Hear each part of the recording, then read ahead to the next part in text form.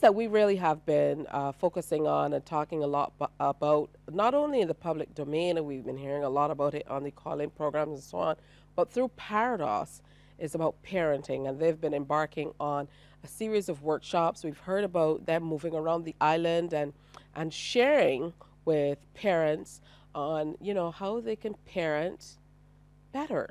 Better might not be the right word because, you know, parenting is a very subjective thing, can be, but there's some core principles that can help us to get us there. And there meaning getting the children out on the other end safely and happily, and same for the parents.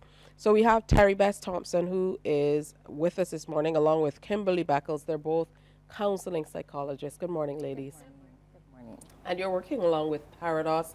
I know there's a 5-week parenting program that's coming up. But before we get there, why is it important, to your mind, Terry, for us to upgrade our skills or even seek out some assistance on parenting? Parenting is so dynamic and it changes with each child. You can have 2 children in the womb at the same time, and as you parent them, you identify differences with them. And as our generation ages, as we evolve as individuals, the challenges changes. We are now not only parenting individually, we are parenting collectively. So technology is helping us parent. Social media is helping us parent. So the challenges that some parents had in 20, 30 years ago will differ from the challenges that they will have now. So we have to constantly be researching and implementing new strategies to ensure that the parenting is effective.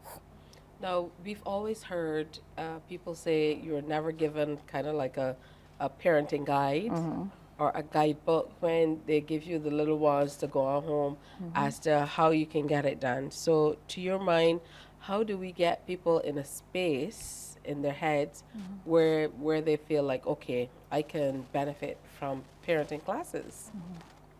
I would definitely say in terms of parenting, there is no one-size-fits-all approach. I definitely think, as Terry said, it is important that 1, we get to know our children, and 2, we develop the skills needed to meet the needs of our children.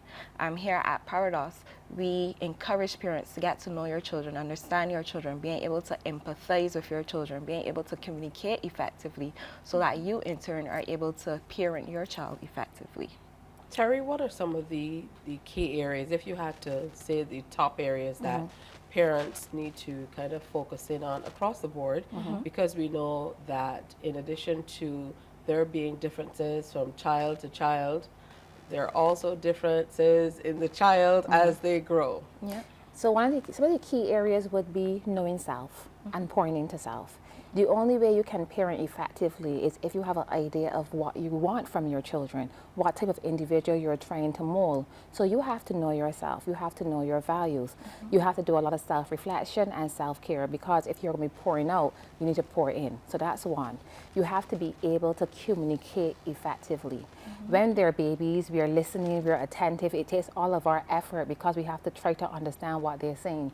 But we need to you have that same attitude during teenage when they're more vocal. So communication is so important. So knowing yourself, having your values and teaching them those values by practicing them, and then being able to communicate effectively. And finally, knowing how to show love to those, because some persons' love language are different.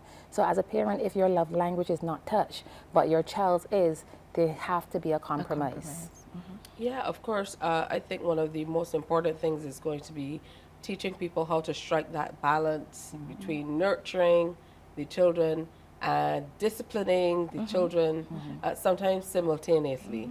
Because I find that can be our challenge here in this part of the world, where, you know, parents talk at the children a lot and they feel like they are, you know, I'm sharing some valuable information here, but it's going over the head. I've experienced that myself. So about striking that balance, I think, is very, very important. So you have some classes that are coming up through PAREDOS that you're offering. Is absolutely free. You're getting some expert advice. Talk to us more about that. PAREDOS has a parenting workshop coming up in cooperation with the National Peace Program, Parent Ways. So we are going out into the community next month in June. We'll be starting with St. George. We are going to be at the Glebe Community Center, where we'll be touching topics such as discipline, learning to love your child at their respective developmental stages. We'll be looking at self-care and much more. We have a lot in store for our parents. In order for you guys to get more information, you can contact us at the office at 427-0212, or you can follow us on social media on Instagram at PAREDOS Barbados, or on our website, paredos.org. And I know you made a concerted effort to be able to hold this in the evening, so even parents who Go to work. are working Can can attend. still participate. And we're providing daycare as well, so that if they have to bring their children, there are persons there who can help keep them. So the PAREDOS aunties will be facilitating in that, so they would have their early childhood education, so your children would not be at risk. Now, what are some of the new areas of concern that we're seeing with children? I know you talked a lot about dual parenting, I think you called it, and having, technology so embedded in our society and what we do these days to be able to kind of counter that. What are some of the challenges that we're seeing presented, whether it's because of technology or otherwise? Well, some of the challenges that we are seeing, we have a lot of teenagers who are self-harming. Teenagers do not always feel like they have the resources necessary to help them through their challenges.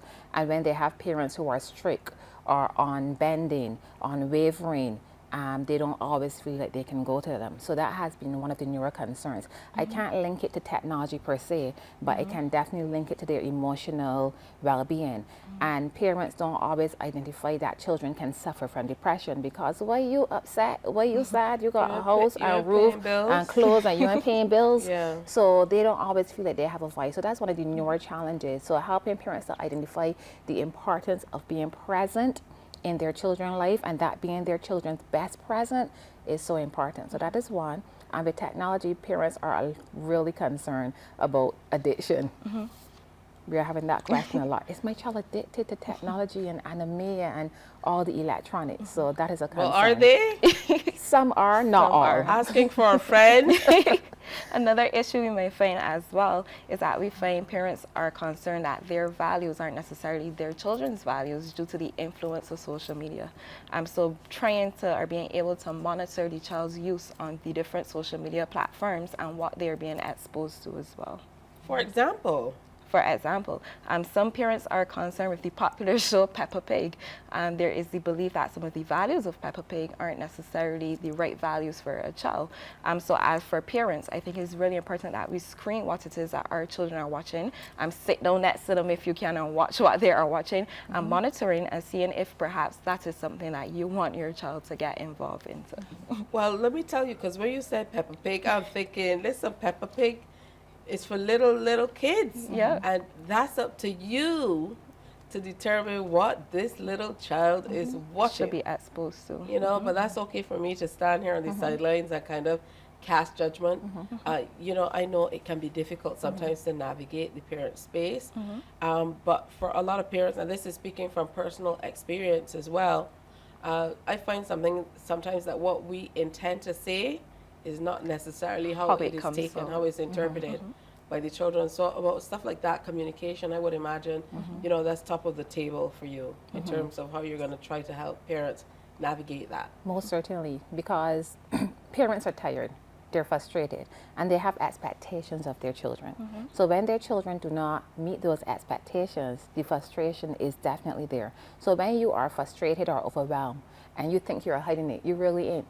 Your child is going to pick up on that. And it's going to be in your tone, it's going to be in your body language. So that's why self-care is so important, and knowing what your triggers are. So you can take time to go and take a moment and calm down. We are going to do some deep breathing and calming exercises in these programs as well. So you find techniques that can help you be calm when you speak to your children. And we want you to use things like I statements, like I feel this way because. Because when we say you, it casts this blame. And they are going through as much as we are in their own little world. they're in a competitive environment. And if they're not academically inclined, it's even more difficult for them. If they're not athletic during athletic season, it is difficult for them. So they have their own competitive world and their own challenges. And we don't always remember that they are going through a lot of the same emotions that we are. But seemingly not dealing with it in the way that my generation and other generations did.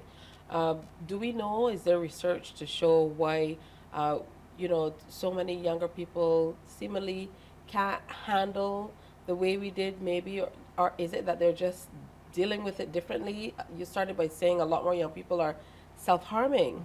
Is it now that we're calling it by name, or is this something that's been happening for a long time? I don't get it. I am not sure what these statistics will say about the self-harming aspect, but what I will say about the developmental stages is that they need to be researched because the challenges are changing. So things that children would do at 15, they're now doing at 10. Things that children did at 6, they're doing at 2. I'm not sure if it's what we're eating, I'm not sure what contributes to it, but the children are coming out of the womb intelligent, and then they have all these resources of information that we didn't necessarily have years ago. So they are more aware, and parents are not always as aware as the children. And then children have the world of energy, and parents don't. So there are a lot of combating factors against the parents, and that's why they have to actively work on finding these strategies to be effective and efficient in their parenting. And the good thing about it is if you start to teach the child your values from young, and you don't just tell them, but you practice these values, it helps them to absorb them. Let's go back to the Peppa Pig. I love Peppa Pig because Peppa Pig has an opportunity to teach my child, you're not to behave like that. She's being naughty. So Yeah, because my director is in the back saying Peppa Pig is rude. Yeah, so you get to say Peppa Pig is rude. That's not how you're supposed to behave. Behave like Susie Pig. And I was telling them the other day, Peppa Pig mother hardly ever loses her cool. Have you ever seen it? She hardly ever loses her cool. She's able to manage her children, her husband, and her family. So again, it is when you are sharing information, looking for the good. The same way we're looking for the good in our children, look for the good in every experience. So we teach them that. And then we work on the not so good. Well, that's not the best. Let's try to do it this way. And provide alternatives, because then they can make informed decisions. So when we're young, we look left, right, left before we cross the street because that's what you told us. Yeah, they because told the us up and down. consequence, well, up and down, left and right, but the consequence is if you don't, you'll get laid down. So if children know what are the consequences of their action, they are able to make informed decisions, and then you know if you have a child who is following your values or a rebel that you got to actually work with. Yeah, well, I actually like children who, are not rude, because a lot of us don't know how to manage children who are, I'd say, who are bold, who are forward, who are talkative. And I was one of those children who would ask a question. And for a lot of people, they can see that as rude. It can really be misconstrued, particularly if you don't know how to manage it. But for other generations, some will argue that there were very violent cartoons and stuff like that. I mean, He-Man, She-Ra, somebody saying Elmer Fudd. I won't know those. Through the years. Yeah, I recognize that you wouldn't know those, but yeah, she said she doesn't know about them. So, I mean, there was a lot of violence, and I'm not sure that this necessarily translated to us watching television and saying, I want to do that. We want to be heroes. What's the difference? We wanted to be the heroes in those. You had Captain Planet, so that should have. Captain Planet? No, not she even didn't. then? So, oh my goodness. Okay, let's not go there. Keep it in a generation or two. Let's not do it. I don't know. Again, it goes back to the family values and what they're socialized at home. And a lot of our parents, we had stay-at-home moms, or we had someone in the environment, a grandmother. The village was a little more effective. The neighbors would say, don't left that house, I can tell on you. Extended so family. the reality is the resources were more. And as we have strayed away from that, it's a little difficult to manage, because if I'm a single parent, I don't know my neighbors, and my child does not follow my rules and regulations, it's difficult to police. If I am not accessible to the school and they have concerns, it's difficult to police. So we have to identify the resources afforded to us, and then we have to use those resources. I think part of the challenge today is that we are allowing technology to parent our children. Like Terry alluded to earlier, it is really important as parents that you are present, that you are actively involved in your child's life, that you know what is going on, having conversations about your day-to-day activities, what's going on at school, who are your friends. And when you are present, you are able to have a better influence on what is going on in your child's life. All right, good stuff. And, you know, it's a full-time job. It It's a is. full-time job With with your no full-time breaks. job. It's a full-time job with your full-time job. Yeah. So, particularly, you know, my heart goes out to parents who have a few little ones, because I know that can be quite difficult. But the cavalry is here in the form of PAREDOS. They're doing some parenting workshops from 5:30 to 7 on Wednesdays at the Glebe Resource Center. Yes. That's coming up when? Which It's starting next Next week. Wednesday. so for from 5 next weeks. Wednesday Yeah. for Yes, 5 please. weeks, and it's absolutely free. Absolutely free. And you can bring the babies, you can can. bring the little ones, because the aunties from the PAREDOS daycare center are going to be there to make sure that they take care of the children, so you can focus squarely on taking in this knowledge and experience. I want to thank you so much, Terry. Thank you, Kimberly, for sharing with us. And thanks, of course, to the good folk at PAREDOS, especially you, Cicely, for you know, sharing with us and heading out into the community in association with the National Peace Program. That's excellent. So make sure you take advantage of that. Even if you're not from St. George, you can still come out and be a part of it. And the hours are good as well. Thank you, ladies. Thank Thank you you as for well. having us. All right, when I start thinking about parenting, sometimes I have to pause for parenting. That's the name of the PAREDOS program. I'm just being bad. Pay me no attention. Morning, morning, morning. Good morning.